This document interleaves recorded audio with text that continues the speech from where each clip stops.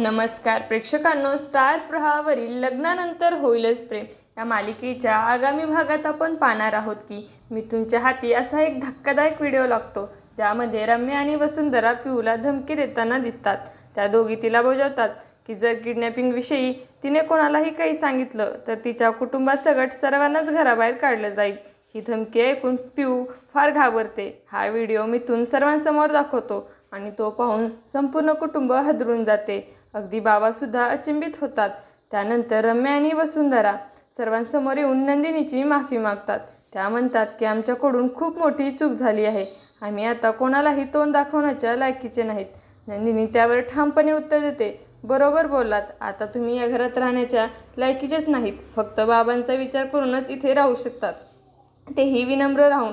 तेव्हा वसुंधरा तयार होते आणि नंदिनीही तिच्यावर ओरडते, मान खाली, आणि दोघीही लाजून मान झुकवतात।